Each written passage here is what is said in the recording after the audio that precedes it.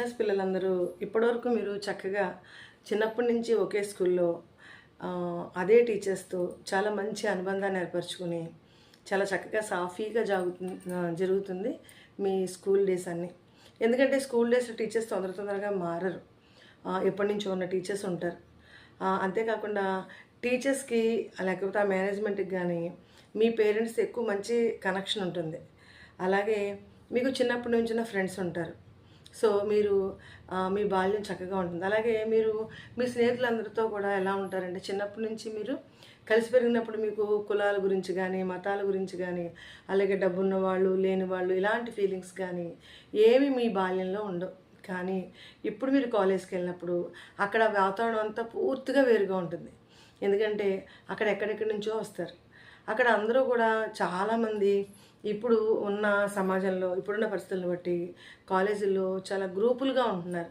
ఒక కులం వాళ్ళందరూ ఒక గ్రూపు, ఒక కులం వాళ్ళందరూ ఒక గ్రూపు. ఇలా కొత్తగా మీకు ఒక కులం అనేది మీకు ఏంటి కులం అంటే ఏంటి అనేది ఒక్కొక్కసారి తెలుసుకోవాల్సి వస్తుంది.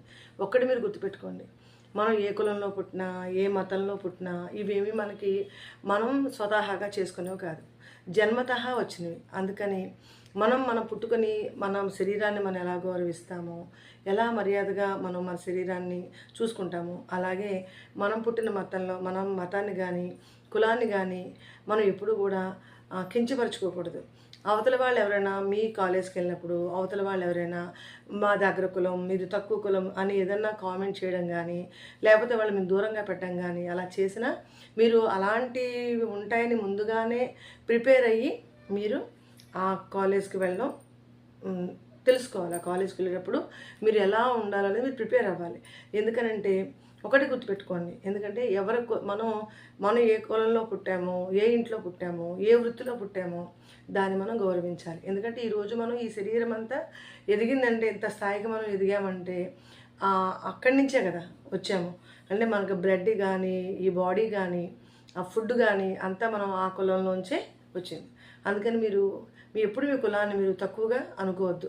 ఎవరైనా మీకు అలా అనిపించేలా చేసినా సరే మీరు ఎప్పుడు ఒక్క అడుగు కూడా వెనక్కి వేసుకోవద్దు. మీ ఆలోచనలో కూడా మీ కులాన్ని కానీ మీ వృత్తిని కానీ నిందించుకోవద్దు.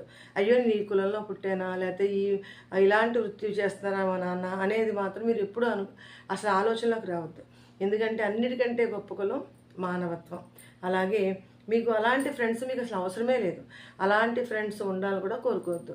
అలాగే అంతస్తుని బట్టి కూడా స్నేహాలు జరుగుతూ ఉంటాయి ఇప్పుడు ఇంటర్మీడియట్ కాలేజ్కి వెళ్ళినప్పుడు.